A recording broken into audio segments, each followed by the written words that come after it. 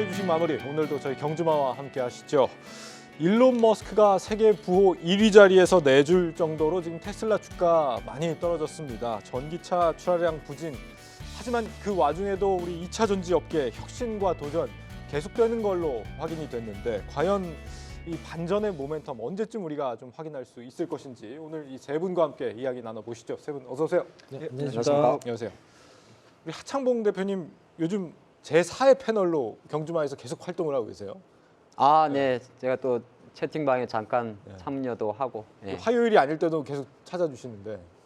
저도 이제 저희도 같이 여기 함께 하지만은 또 다른 패널분들이 이야기하는 좋은 인사이트를 함께 하기 위해서 네. 시간을 내죠. 항상 저는 이 경주마 할 때마다 네. 제가 출연하지 않는 날도 본방사수를 경청을 하고 하시는군요. 있습니다. 네. 아, 너무 감사합니다. 출연료는 못 드리지만 자주 이렇게 개입해 주시면 제가 답변을 드릴게요. 엔비디아 주가는 어젯밤에도 급등을 했는데 그 온기가 우리한테는 오늘은 안 오더라고요. 네, 왔죠. 왔다 안 왔다의 표현보다는 엔비디아를 가지고 가장 수혜를 보는 기업은 하이닉스잖아요. 네. 그러니까 모든 종목이 다 미국에도 3,000개 종목이 다 상승하는 게 아닌 것처럼 한편을 놓고 보면 엔비디아 효과의 그 포모 현상과 한국에서의 하이닉스의 강세는 결을 같이 한다 볼 수가 있습니다. 이제 많은 투자가분들이 기존에 이제 갖고 있던 틀이라고 이야기하죠. 예를 들어서 어제처럼 엔비디아 효과로 많은 2차 반도체 관련주들이 CXL이면 CXL이든지 이런 관련주 움직이지 않냐에 대한 기대감이 이제 다음 날 안 오다 보니까 네. 그렇게 볼 수도 있는데 가장 중요한 것은 미국 증시에서는 엔비디아 체제의 어떤 반도체 관련 특히 AI 반도체의 결은 계속하고 있고 한국 증시도 하이닉스는 그 결과 같이 한다. 하지만 다만 한국 증시를 바라보고 있으면 오늘의 상승이 내일의 상승까지 이어지지 않을 수도 있고 네. 오늘의 하락이 오늘이 끝이 아닐 수도 있다 하면서 저는 요즘에 장을 볼 때 이렇게 봅니다. 아침에 출발할 때 백지로 출발합니다. 백지로요? 네, 그러니까 머릿속에 비우는 거죠. 왜 그러냐 하면 약간 시장에 지금 들어와 있는 자금들의 흐름 자체가 네. 생각보다 액티브하고 빠릅니다. 너무 빨라요. 그리고 이제 그 모든 돈의 관심이 또 가상화폐 시장에 일부도 가 있겠지만 그러다 보니까 약간 저는 이런 표현을 쓰거든요. 하이닉스는 주도주다. 다만 반도체에 대해서는 개별적인 차이가 있고 배터리도 마찬가지죠. 배터리는 주도주는 아니죠 아직까지. 왜냐하면 주도주가 되기 위해서는 신고가 종목이 나왔어야 되니까. 그리고 더 하이닉스보다 조금 더 주도주는 역시나 밸류업입니다. 그러니까 큰 자금. 그래서 저는 그렇게 보기 때문에 시장을 바라보는 관점에서는 지금은 숲을 보면 수익 내기가 어렵고 나무 가지의 꺾임과 펼침만 빠르게 대응할 수밖에. 쉽게 말해서 개인 투자자분들이 돈 벌기 어려운 장입니다. 네. 네. 그런 생각이 저도 듭니다. AI가 그래도 분명히 거품이 아니고 실체가 있다라는 게 어느 정도 그래도 확인이 되고 있는 상황이잖아요. 하드웨어 쪽에서도 네. 실제 수주도 나오고 그러니까요.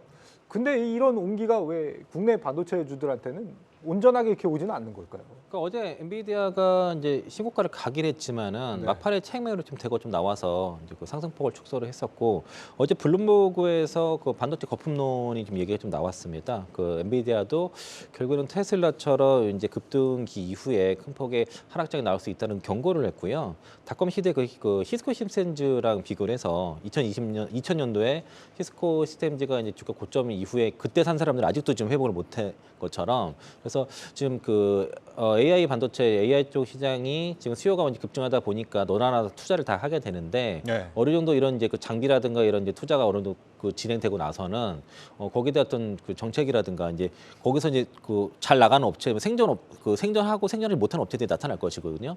그렇게 되면 지금 집중된 투자가 어느 정도 정체가 있을 수 있다. 특히 이제 저희 하이투자에서도 저희 그 담당 그 애널리스트가 위원께서 향후에 이제 엔비디아 같은 경우도 수주 정책에 대한 얘기 좀 하고는 있기 때문에 어느 순간에 이게 정책이 있을 수 있다고 하면은 그럴 때 좀 하락에 대한 리스크가 있다는 것이고 그리고 또 그러다 보니까 이제 차별적으로 이제 반도체 쪽에서 일부 차익 매물이 좀 나온 것도 있고요. 오늘은 이제 중국 정책에 대해서 다소 실망감도 시장이 좀 적용을 했고 맞아요. 오늘 홍콩 증시가 급락을 한 이유도 있고 2차 전지 쪽에서도 여전히 차별화가 좀 나타나고 있습니다. 그래서 오늘 금양이라든가 에코앤 드림, 그 PNT 그리고 스페셜 케미칼처럼 이제 개별 모멘텀들 PNT 같은 경우는 수주 잔고 얘기가 나왔고요. 오늘 네. CSI랑 같이 마찬가지로 금양은 이제 원통 배터리, 에코앤드림은 이제 증설 이슈, 전고체 배터리 관련 종목들도 강세한 것들 해서 전체적으로 외국인들에 의한 그 차별화 장세가 오늘 좀 시장에 나타났고요. 외국인들은 선별적으로 종목을 샀는데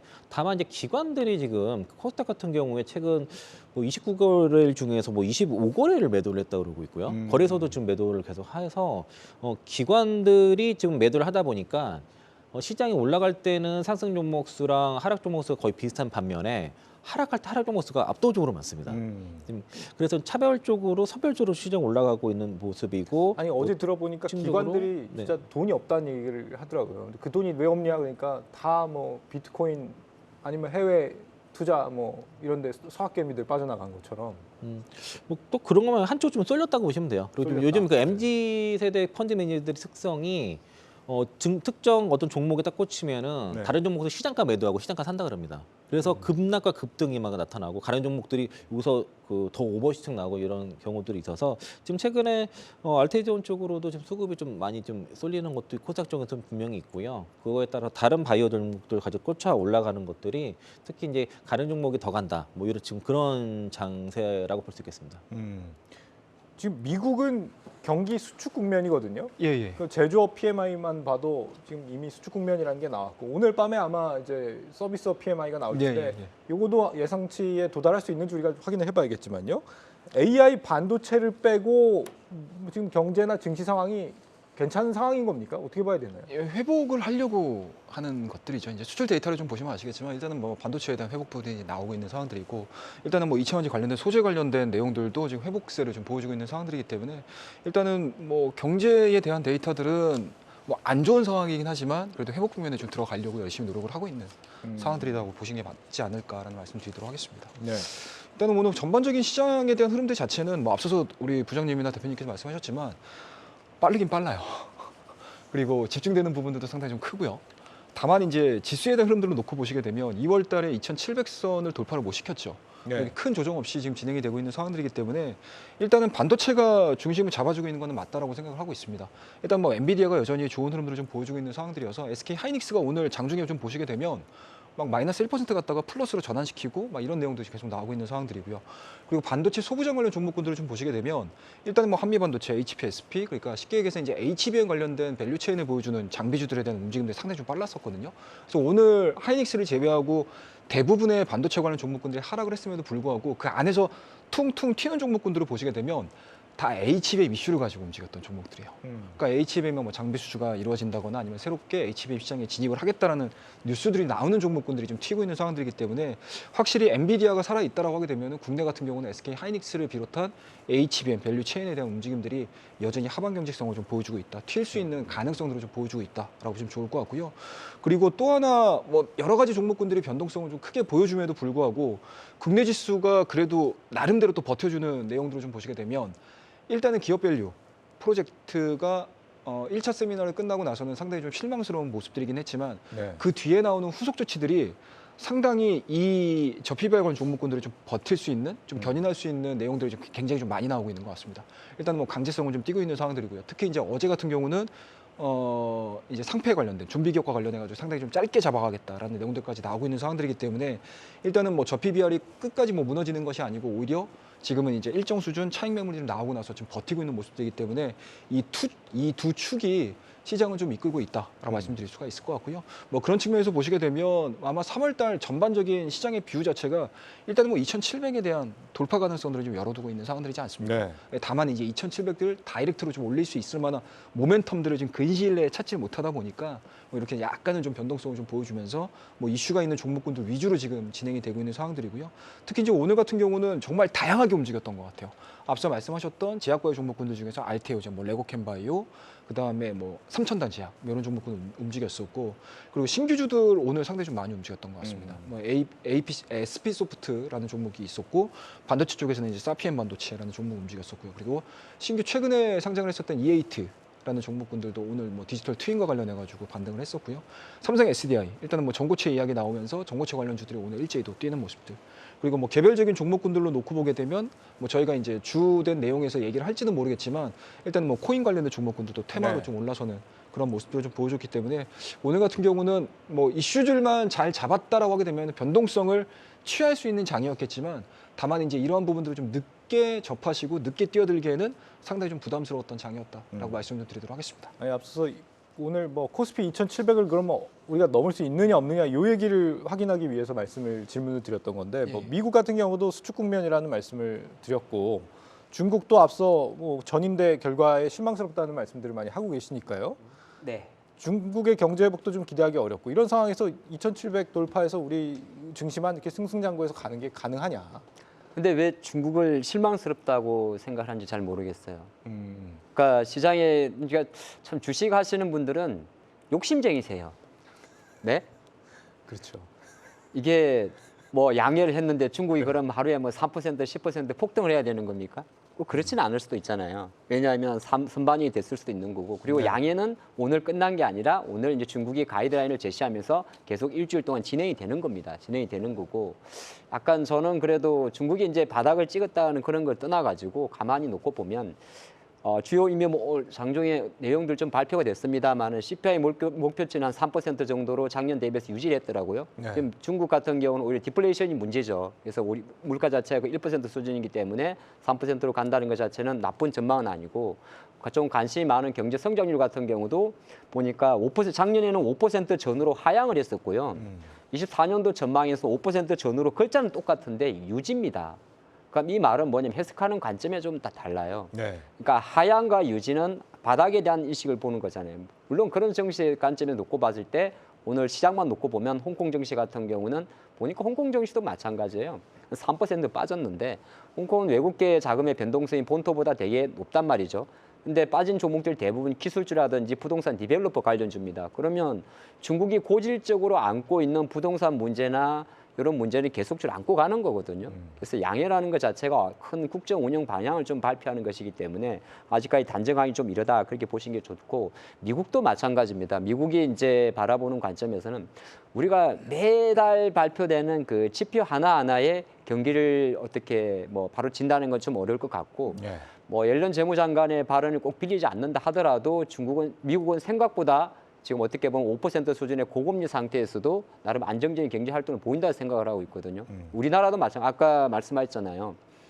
2월 달 반도체 수출이 99억 불 정도가 나왔고 거기에서 YOY 기준으로 66% 정도가 증가를 했습니다. 그 말은 우리나라 반도체 주요 상대국인 중국과 미국 쪽에서의 수요 자체가 나쁘지 않았다고도 볼 수가 있습니다. 예. 물론 금액이 오른 것도 있겠죠. 가격이 Q보다 P가. 그런 관점에서는 경기에 대해서는 어느 정도 저는 뭐또 오늘쯤 미국 베이지북 발표할 걸요 이번 주에 한번 그러니까 너무 단정 짓기보다는 조금씩 고금리 상태에서 나아지고 있다 그래 보는 게 어떨까 생각을 해봤습니다. 네.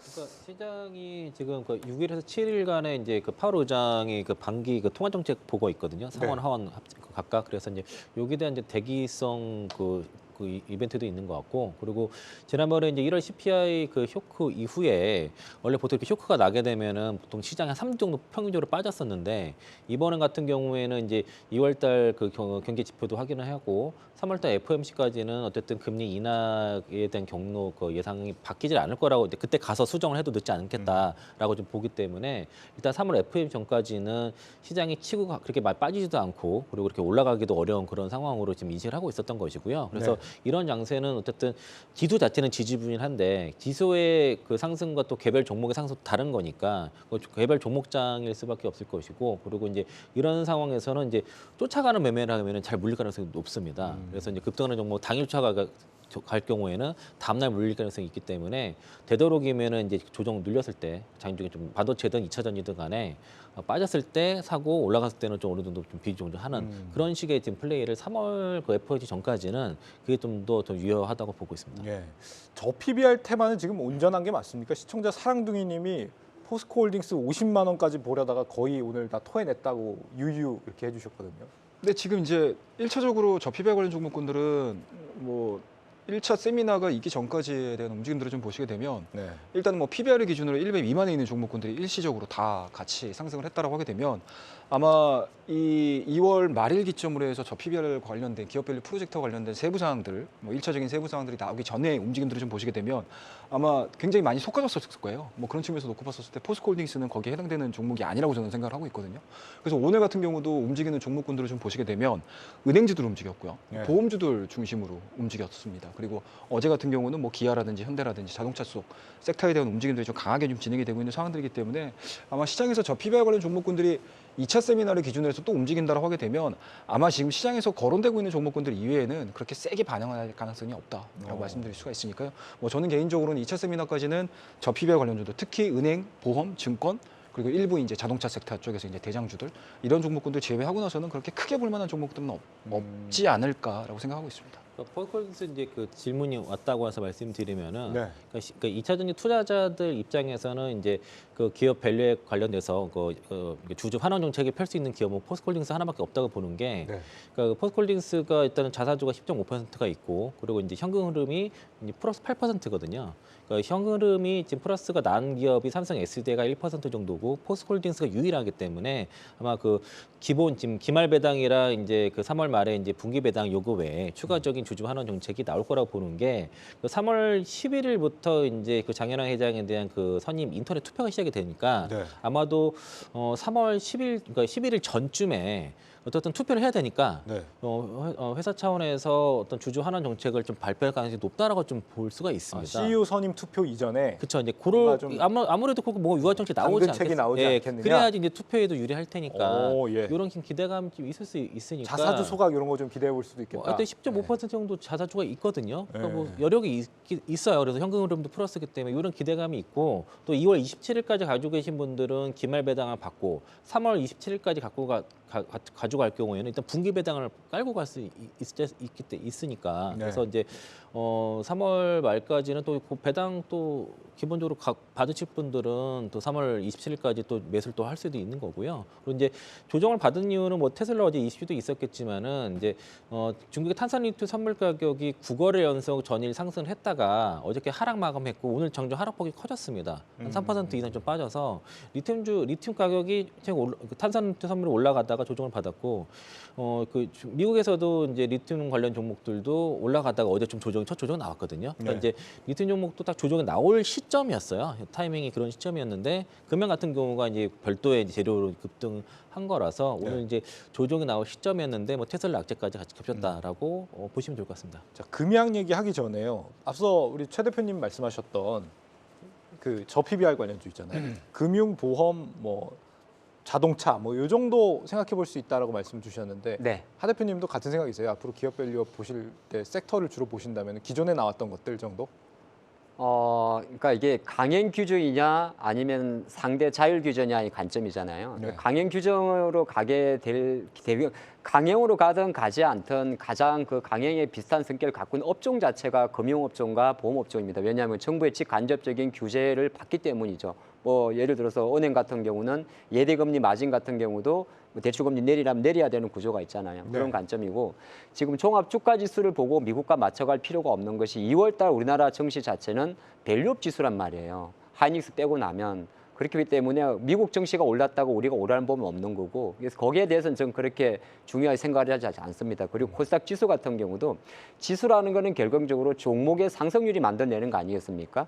그래서 지수를 분석하지 말고 지수에 들어가 있는 시가총액 상위 종목의 힘을 분석하는데 코스닥 850 이상은 어떻게 보게 되면 알테오젠, HLB 효과거든요. 네. 그렇기 때문에 지수에 대해서는 조금 내려놓는 게 그러니까 지수를 내려놓는 무슨 말이냐면 주가 지수의 흐름 자체는 결국 저는 코스피 같은 경우는 딱 세 가지입니다. 하이닉스, 밸류업, 2차 전지. 그리고 코스닥 같은 경우는 바이오, 반도체, 2차 전지 이런 결이거든요. 네. 그걸 가지고 시장의 힘을 보는 게 좋을 것 같고 근데 심 자체는 밸류업 같은 경우는 생각보다 단정하면 안 될 것 같아요. 제 생각으로는. 이게 왜 그러냐면 최근에 2월 말에 발표된 정부의 장기 로드맵을 놓고 보면 구체적인 확정안은 그 6월 달 이후에 나옵니다.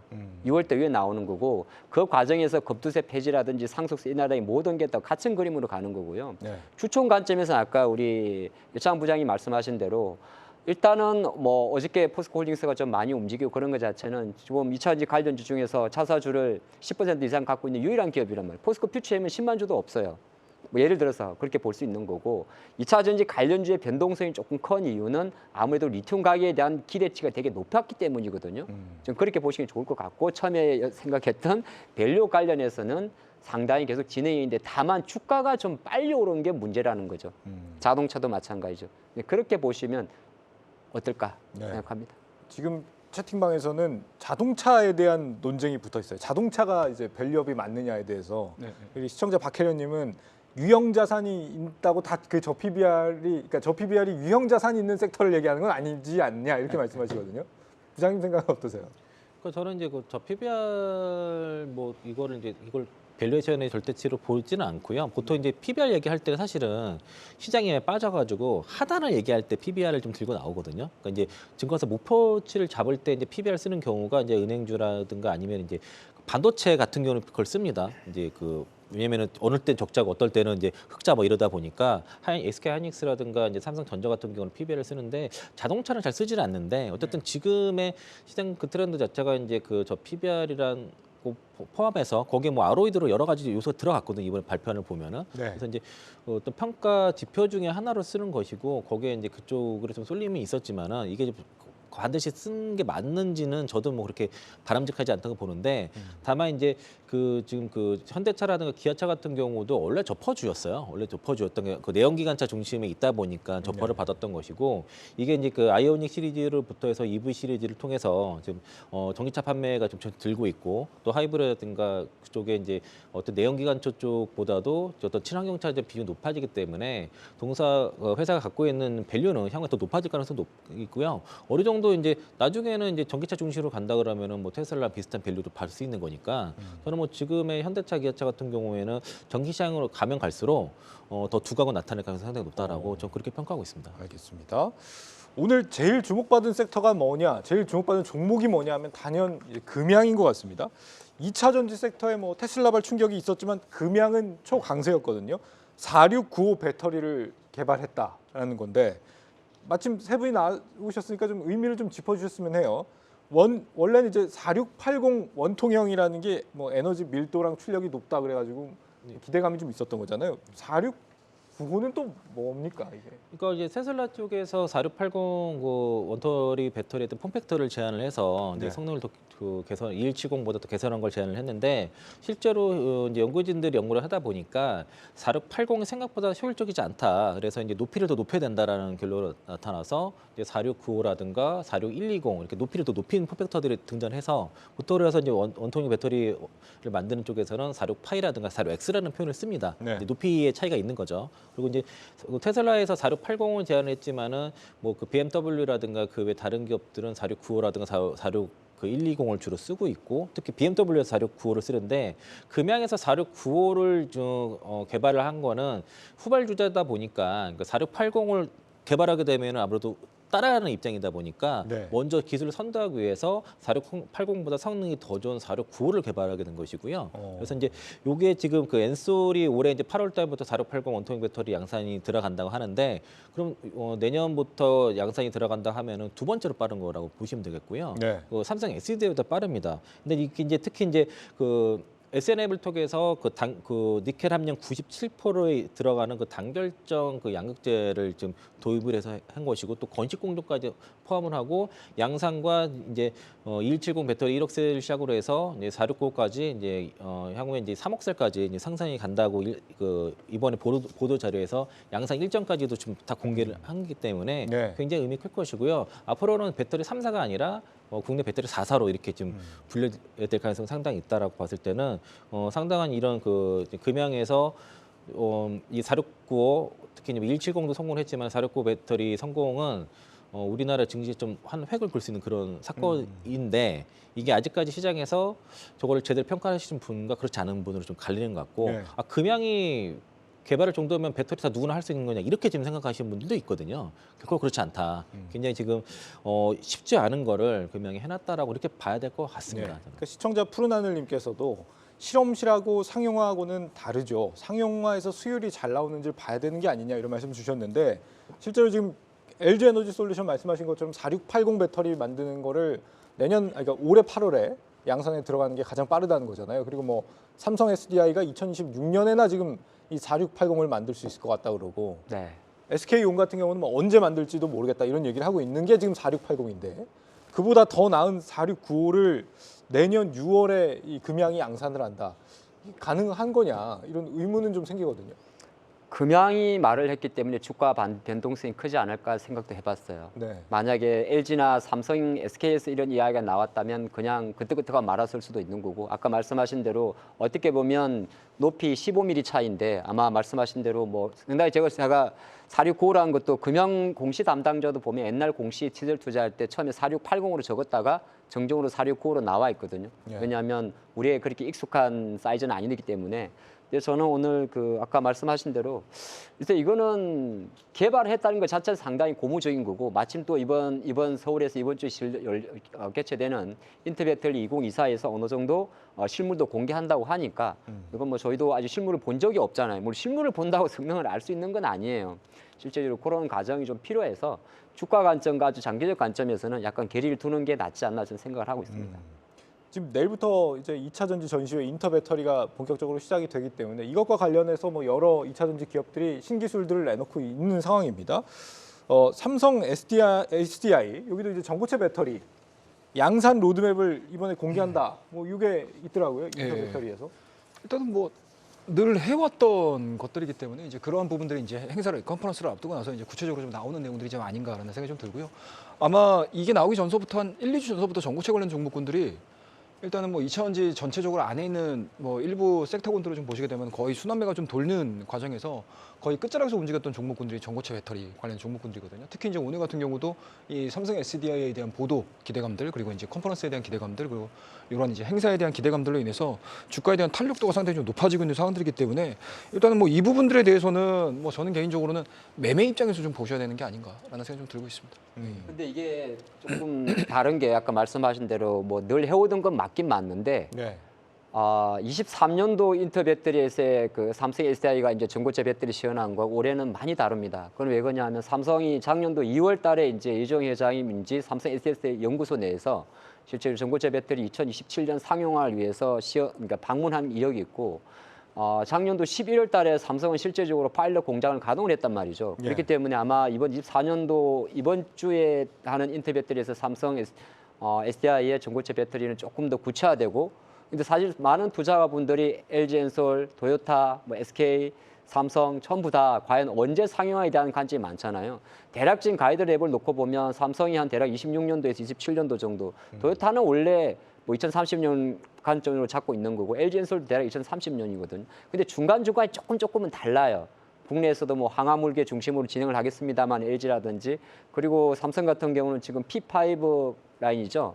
그런 관점으로 가기 때문에 이거는 이제 꿈의 배터리의 한 과정이고 또 중간에 반고체라는 것도 있기 때문에 네. 아마 조금 전 대표님께서 말씀하신 트레이딩의 관점이라는 거는 이제 앞으로 긴 시간을 남았으니까 그 관점을 보시고 충분히 이번 인터 배터리 기간 동안에 이 전고체 배터리에 대한 이슈 자체는 여타 배터리 다른 소재 뭐 실리콘 음극재나 리튬 메탈이나 이런 것보다도 조금 더 주목받을 수 있지 않을까 저는 그렇게 생각하고 있습니다. 인터 배터리 기간 동안에 2차 전지 관련 종목들이 조금씩 뭐 들썩이는 효과들이 있을 것이다 이렇게 동의를 하세요, 부장님? 거기서 이제 여러 가지 기술 동향이라든가 회사별로 지금 단순하게 어떤 뭐 제품 하나 공개하는 게 아니라 지금 그 회사 가진 뭐 밸류체인 전부 다 공개를 이번에 될 것이고요. 네. 일례로 이제 포스코 그룹 같은 경우도 작년까지만 해도 포스코 퓨처엠에 대한 소개만 했었는데 뭐 포스코 인터내셔널부터 전 계열사가 다 소개가 될 것이고 이번에 특히 에코프로 같은 경우도 에코프로 그룹의 그 클로즈 그 루프 시스템 V2 버전을 또 공개를 하고 또 삼성 SDI 같은 경우도 이 전고체 배터리뿐만 아니라 여기 뭐 LFP라든가 미드니켈 NMX 해가지고 다양한 지금 소재 배터리를 다 공개를 할 거고요. 뭐 NCA 그 배터리 원통형 배터리까지 다 공개를 하니까 이런 현재 시장의 어떤 트렌드라든가 그 기술들을 총망라해서 이제 그 공개가 될 거라서 반드시 내용들을 봐야 될 것이고 저도 그래서 한 목요일 정도에는 좀 가볼 생각입니다.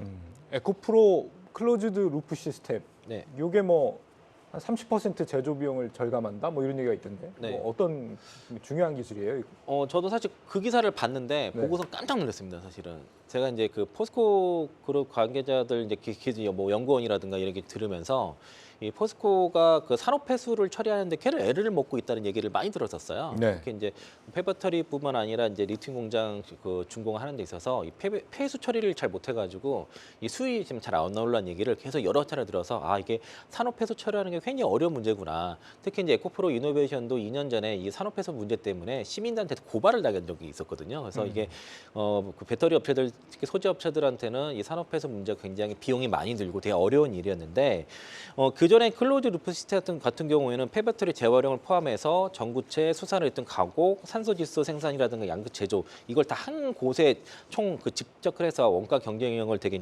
높이고 생산 효율성을 높이는 그런 이제 생산 체제거든요. 네. 이게 이제 영일만 1, 2, 3 캠퍼스라든가 이제 이번 4 캠퍼스에도 들어갈 것이고 그 포항 블루베리 산업단지라든가 헝가리 그 캐나다 쪽으로 다 들어갈 건데 요게 추가가 됐습니다. V2가 그 폐배터리 그 과정에서 그 산업 폐수를 정화하고 이를 재활용해서 원료를 추출하는 그 또 들어갔는데 이게 굉장히 어려운 기술이에요. 제가 실제로 최근에 에코프로 머티의 그 퇴직 임원을 만나서 이 기사 보고 전 깜짝 놀랐다 말씀을 하니까 본인도 깜짝 놀라시더라고요.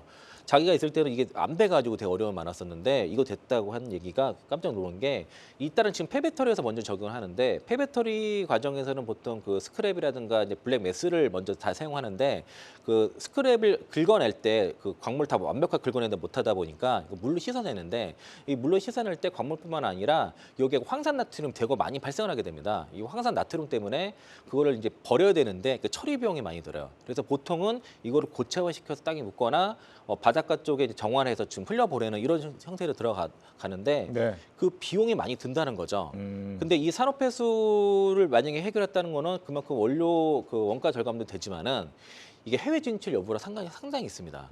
에코프로 CNG가 이걸 해냈다는 거는 해외 진출할 수 있는 국내 폐배터리 기업은 에코프로 CNG 단 한 곳밖에 없다는 의미고요. 뭐 아리백이나 뭐 이런 걸 관련 있는 네, 거예요? 그리고 실제로 그 우리나라 같은 경우는 그 고체화 시켜서 이걸 땅에 파버릴 수도 있고 흘려보낼 그 강물이 그 바다에 흘려버릴 수도 있겠지만은 유럽 같은 경우는 아래 그 땅에 파묻는 게 안 돼요.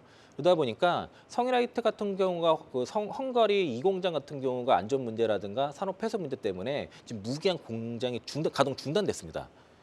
실제로 그게 이제 그 성일라이텍이 그런 문제가 있는 거고요. 그래서 지금 이게 해결이 안 되고서는 그 국내 폐배터리 기업들 중에서 해외 진출할 수 있는 기업은 없다라고 볼 수 있고 그건 에코프로 CNG 한 곳밖에 없다 이렇게 판단하시면 되겠고 이 얘기는 에코프로의 크루즈 시스템이 헝가리뿐만 아니라 이제 그 캐나다 베칸쿠아 쪽에도 성공적으로 이식될 가능성이 높다 네. 이렇게 보시면 되겠고요. 네. 또 하나가 이제 이 얘기는 중국의 배터리라든가 소재 기업들이 지금 원가 경쟁력이 높은 이유 중에 하나가 이 네. 산업 폐수를 제대로 그 처리하지 않았기 때문에 중국 기업이 유럽에 진출했을 때도 그 중국에서 생산한 것 같은 원가 경쟁력을 발휘하기 상당히 어렵다라고 이해하시면 될 것 같습니다. 알겠습니다. 어제도 잠깐 다뤘었는데 리튬하고 니켈하고 가격 이슈는 지금 좀 어떻게 돼가고 있는지 모르겠어요. 뭐 세계 2위 리튬 공급 업체 예. 칠레 SQM 이게 가격은 하락해도 생산량은 안 줄일 거야 뭐 이렇게 강하게 좀 얘기를 하고 있고 예. 인도네시아에서도 뭐 니켈 관련해서 정부가 뭐 앞으로 계속 가격 하락할 수도 있다 뭐 이런 식으로 엄포를 지금 놓은 상황인데 이 가격 회복이 되는 거 맞습니까 이거? 뭐 일단은 뭐 실물 시장에서 어떻게 움직이냐를 좀 보셔야 될 것 같은데 일단은 뭐 지금 상황에서는 뭐 반등에 대한 가능성들이 열려 있지 않을까라는 생각이 들고요.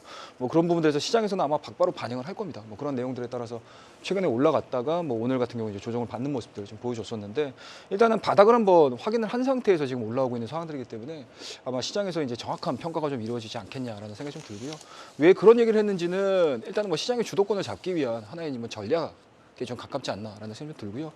뭐 지금과 같이 어느 정도 이제 광물과 관련된 스토리들 자체를 좀 옥죄어지는 그런 스토리 좀 이어진다라고 하게 되면은 뭐 저는 개인적으로 추가적으로 뭐 하락을 한다 할지라도 최근에 보여줬던 저점 자체를 깨면서 진행이 되지는 않을 가능성이 높기 때문에 뭐 그 부분도 좀 보셔야 될 것 같고 아마 투자를 하시는 데 있어서 아마 여러 가지 이제 상품 가격들을 다들 확인들을 하시겠지만 만약에 그런 부분들에 대해서 확인을 못 하시겠다라고 하게 되면 뭐 우리나라를 포함해서 이제 글로벌 앨범말이라는 기업들을 한번 주가의 흐름들을 좀 같이 동조해서 좀 보시게 되면 아마 현재 지금 이러한 이제 광물과 관련된 가격들을 체크를 할 수 있지 않겠느냐는 생각이 좀 들고요.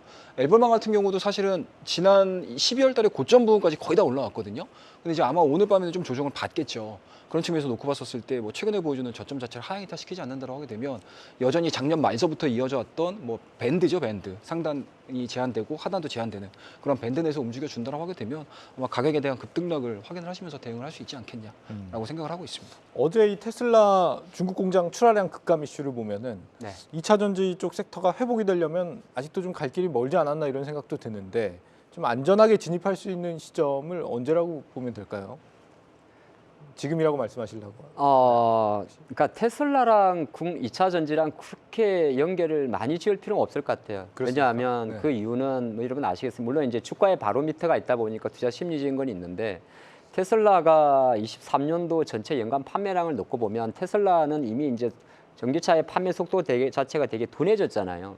둔해졌기 때문에 테슬라 주가가 $200 정도에 있던 것도 예를 들어서 전기차가 뭐 많이 팔릴 것 같아서 그런 것도 아니고 네. 추세적으로 놓고 봤을 때는 갑자기 앨런 머스크가 그 3억짜리 뭡니까 고급 전기차 로드스터입니까? 그 갑자기 또 양산한다고 이야기하는 것 자체도 놓고 보면 여러 가지 이슈가 있는 거라서 밤새 테슬라 주가가 빠졌다고 국내 2차 전지 관련주가 물론 좀 민감하게 반응을 해요. 오늘 보니까 LG엔솔이나 LNF 같은 경우는. 근데 한편은 이렇게 보면 좋을 것 같습니다. 지금은 우리가 자꾸 이게 조금의 주가 움직임에 마디를 맞추려 보니까 그런 거거든요. 네. 우리가 눈으로 확인하는 리튬 선물은 리튬 선물이에요.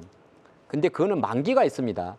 지금 우리가 보면 많은 이제 뭐 메신저를 통해 가지고 3월물하고 7월물하고 내년 1월물을 같이 보여주거든요. 그럼 3월물은 이번 3월 달이 만기라는 거잖아요. 물론 이제 그리고 또 하나가 최근에 니켈이나 리튬의 상승이 과연 전기차 수요 회복에 대한 이슈 때문에 상승했느냐 그렇지는 않거든요.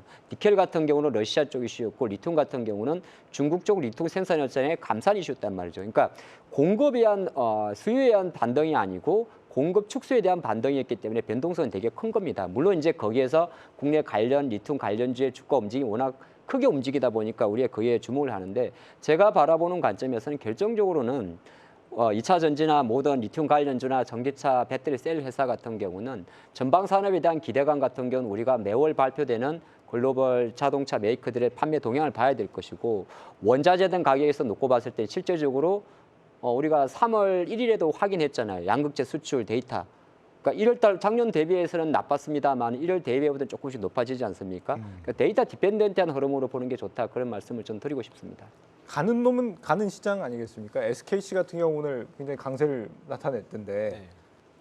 좀 어떤 흐름을 보면서 2차 전지 좀 접근을 해봐야 되는지 어떤 섹터를 봐야 된다든지 그러니까 조언을 전에도 좀- 말씀드린 것처럼 작년까지는 뭐 리튬이나 양극재 쪽에 집중했다고 하면 그동안 이제 다른 이제 소재 종목들은 주가 많이 빠졌으니까 최근에 몇 달 동안은 이제 그 작년 말부터 계속 전액도 같이 보자고 말씀드렸던 거고 네. 동박도 좀 바닥에 온 것 같아서 특히 이제 SKC가 어제 오늘 올라간 게 저도 이제 어제는 왜 올라갔나 이렇게 좀 의아했거든요. 근데 네. 오늘 나온 게 그 SK 피콰이 지분을 이제 그 글레노드 PE 쪽에 4,024억의 그 전량 매각을 했는데 네. 그 딜이 끝난 날짜가 2월 29일이었습니다. 오. 그러니까 이제 연휴가 끝나고 첫 거래일에 어제 갑자기 유독 그냥 혼자서 갭 상승하고 출발했던 게 이게 이제 재료가 알려졌기 때문에 아는 사람만 아는. 근데 자회사를 매각한다는 게 호재예요?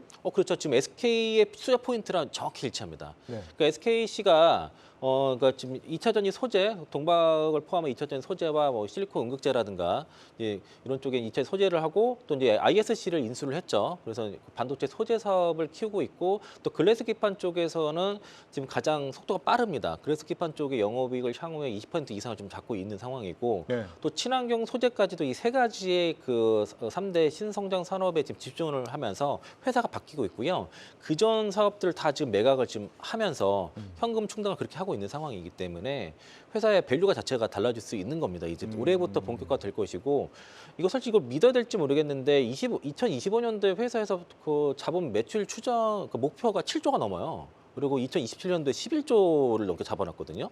지금 시장에서 2025년도에 컨센서스가 매출 3조인데 그거 배 이상의 지금 목표치를 잡아놓은 상태고 네. 그리고 SKC 같은 경우에 제가 지금 듣기로는 기존에 이제 M&A가 좀 성공적이지 못하다 보니까 지금 실제로 뭐 최태원 회장 직접 나섰다는 얘기 좀 그런 얘기가 있을 정도로 M&A에 직접 나섰다. 네, M&A에 지금 SKC가 이제 정말 진실성 있게 진짜 나섰다라고 해서 속도가 전보다는 더 빨리 진행될 것 같아서 회사가 이제 그 전에는 동박도 하고 필름 사업도 하고 이런 화학이랑 동박 사업이 같이 있다고 하면은 이제는 그 친환경 소재, 2차 전지 소재, 반도체 소재로 완전 바꾸시고 그리고 반도체 쪽에서는 아마 M&A가 더 있을 것 같습니다.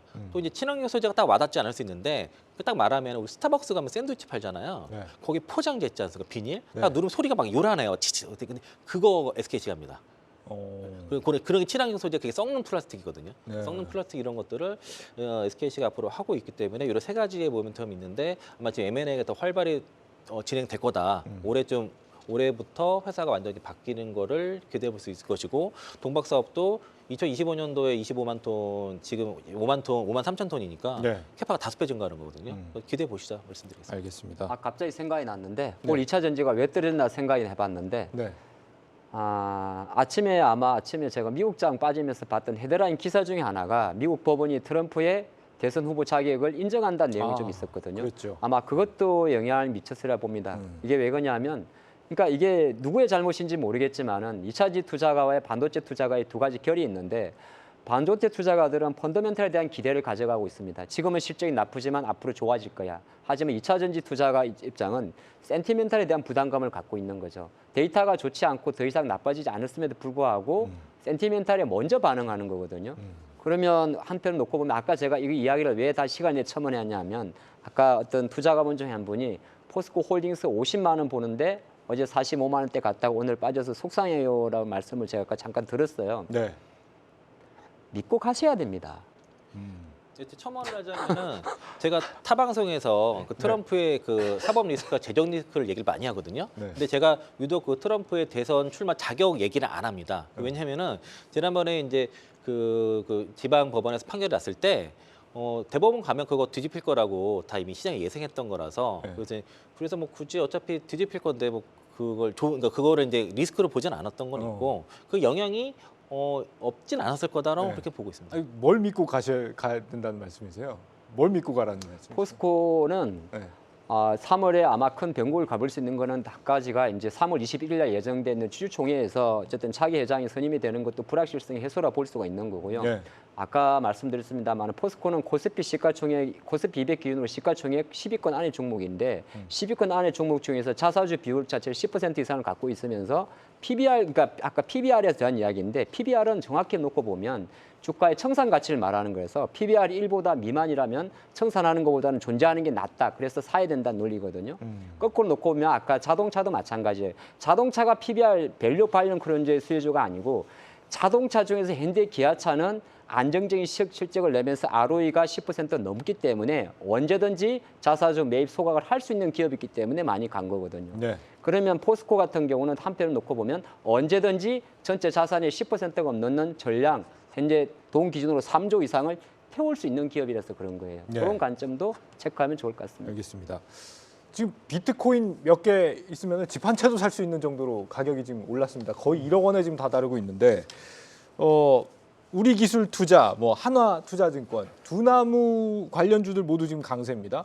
업비트 지분을 들고 있는 기업들이라고 해서 지금 오르는 거니까 이 정도면은 뭐 단순한 테마성으로만 볼 건 아니지 않을까? 실제로 뭐 실적도 좀 잘 나오고 이러지 않을까 이런 기대도 되는데 어떻게 봐야 돼? 일단은 좀 나오겠죠. 아무래도 이제 뭐 거래 수수료라든지. 근데 다만 이제 최근에 보시게 되면은 아시겠지만 뭐 여러 가지 이 거래소 시장에서의 이벤트라든지 뭐 이런 부분들 좀 있기 때문에 그게 우리가 생각하는 것처럼 실질적으로 많은 양의 그것들은 아니고요.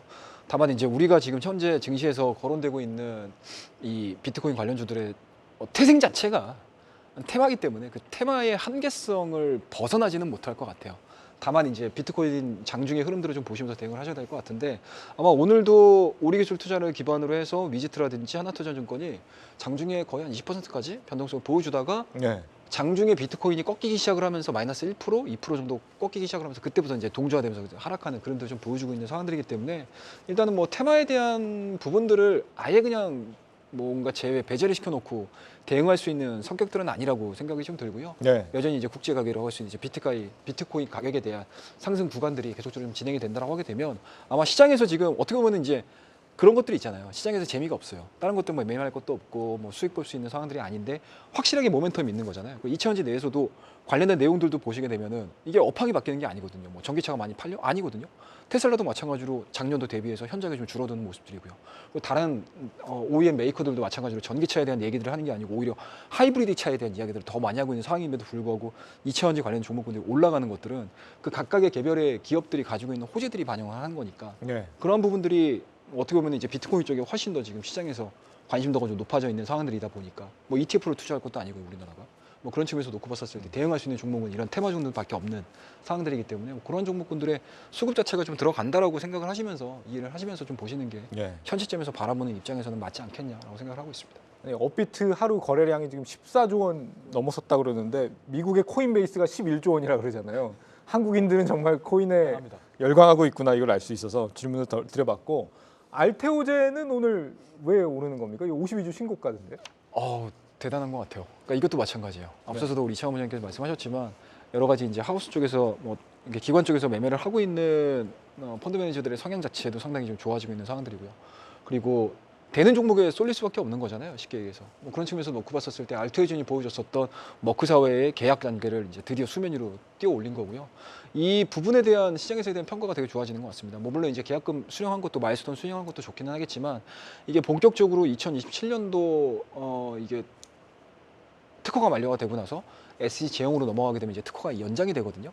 거기에서 받을 수 있는 로열티에 대한 계산 부분들을 해봤더니 지금 시장에서 뭔가 이제 밸류에 대한 평가 자체가 30조, 40조 얘기도 나오고 있습니다. 뭐 그렇다고 되면 현재 지금 보여주고 있는 시총에 대한 무게에서는 그렇게 크게 치우치지 않을 수밖에 없는 상황들이기 때문에 수급이 좀 들어가고 있지 않나라는 생각이 좀 들고요. 그와 더불어서 또 5월달에 MSCI 또 편입에 대한 기대감들도 좀 있어서 이런 쪽으로 물량들이 좀 들어가고 있다. 그러니까 쉽게 얘기해서 매매할 게 없으니까 알테오젠 쪽으로 확실하게 배팅을 하자라고 생각을 하고 있는 것 같습니다. 미래에셋에서도 그 코멘트 그러니까 밸류에이션 코멘트 나온 게 그게 영향이 좀 컸던 것 같고요. 이제 할로우자 그 전에는 알테오젠이 그 할로우자임의 밸류를 넘을 수 없다는 그런 게 있었는데 지금 할로우자임의 특허가 이제 27년이면 만료가 되고 또 알테오젠 같은 경우는 2040년까지 이어지다 보니까 뭐 소위 말해서 할로우자임은 지는 애 뭐 알테오젠 뜨는 애 이런 식의 하다 보니까 할로우자임을 넘어가야 된다는 논리가 첫 번째가 들어섰고요. 예. 또 그 다음은 이제 이게 이제 밸류로 설명이 쉽지 않다 보니까 국내 간 바이오 업종들의 평균 밸류가 20배가 넘으니까 그 정도 적응은 되면 20조 갈 수 있다라는 얘기가 있고 또 이제 셀트리온과 삼성 바이오로직스 뭐 밸류 40배, 50배를 적용하면은 그럼 거기서 또 2배 또 뭐 40만 원, 50만 원 갈 수 있다. 이게 지금 얘기의 코멘트가 있다 보니까 그래서 이거는 지금 들어오는 마일스톤이라든가 로열티는 어느 정도 확정이 되어 있는데 예. 여기서 밸류를 몇 배를 줄 건지에 대한 지금 논란이 좀 있는 거예요. 그리고 또 MSCI 편입이 거의 확실하거든요. 네. 시가총액 5조 1,000억 이상이면 되는데 오늘 10조를 찍었지 않습니까? 그럼 거의 편입을 확실하고 아마 5월달 편입이 확실하다 그러면은 향후 추정하는 이제 패시브 자금을 염두한 액티브 자금이 먼저 들어올 거니까 수급도 받쳐주고 있고 하니까 여기에 대해서 이제 뭐 얼마든지 오버슈팅이 나올 수 있다라고 좀 보는 입장이어서 저도 보면서 좀 부담스러운데 한번 붙어볼까 이 생각도 들을 정도로 아마 모멘텀이 있는 것 같습니다. 그 지금 코스닥 시총 상위 에코프로 BM하고 HLB가 코스피로 이전을 하게 되면은 알테오젠이 이제 2등이 되기 때문에 네. 패시브 자금들이 더 많이 들어오게 될 거다 뭐 이런 기대도 있는 것 같더라고요. 지금 그렇게 봐야 되는 게 맞죠? 그렇게는 안 봅니다. 그렇게는 아니고요. 코스피 인덱스 같은 경우는 시가총액별로 업종별 대표주를 보통 바스켓을 유지하는 경우가 많은데 코스닥을 추종하는 자금들은 거의 코스닥을 추종하는 펀드들도 벤치마크 지수를 보통 코스피 200을 사용하는 거고요. 그래서 물론 단순하게 만약 코스피 종목이었다면 그 말씀하신 업종 대표주의 비중이 높아지니까 구매를 하는 게 좋을 것 같고 이거는 개별의 흐름을 보는 게 좋을 것 같고요. 주가는 저는 오늘도 올랐지만은 이게 그게 있어요. 이게 아주 단기적으로는 마의 클럽이라는 게 있습니다. 개별주들도 제주반도체도 잘 보시면 딱 1조 클럽에서 멈추거든요. 처음 오는 그 첫 번째 앞자리가 있는데 오늘 아까 저도 우연히 확인했는데 알테오젠의 시가총액이 딱 10조 원대더라고요. 그게 놓고 보면 사실 이거는 이제 수급의 쏠림이 나오기 때문에 이 영상을 보시고 그러면 나도 지금 덤벼볼까 하게 대해서는 저는 워워하고 싶다는 그런 말씀을 좀 드립니다. 그러니까 바이오 주식은 항상 올라갈 때는 좋은 이야기밖에 없는 거예요. 근데 주가가 또 어느 정도 첫 번째 마디라고 하는 건데 오게 되면 그게 좋을 것 같고 비트코인 해서 제가 약간 말을 안 하려고 했었는데 비트코인에 가면 비트코인을 제발 사십시오. 다른 거 좀 테마주 사지 마시고 1억짜리를 사세요. 그게 제 답입니다. 우리 지금 PD님을 공개적으로 저격하고 계신 거죠? 아니에요. 그러니까 네. 1억이 비싸니까. 근데 네. 제가 알기로는 우리 PD님이 그거를 지금 다른 코인 사셔가지고 많이 힘들어 그러니까 계신데. 아니, 네. 화낸데. 피디님 뭐 비트코인 수익 많이 나셨다고. 알겠습니다. 빨리 끝내야 돼서요. 네, 지금 코스피 하루 거래 대금이요. 이달 들어서 지금 반토막이 났습니다. 1, 2월과 비교해서요. 그런데 비트코인과 금값이 모두 사상 최고 수준으로 치솟고 있다. 유동성은 지금 여전히 넘쳐나고 있는데 주식이며 채권이며 부동산이며 더 이상 길이 보이지 않을 때 나타나는 현상일 수도 있습니다. 리스크 관리에 각별히 관심 쏟으시길 바라겠습니다. 내일 뵙겠습니다. 고맙습니다.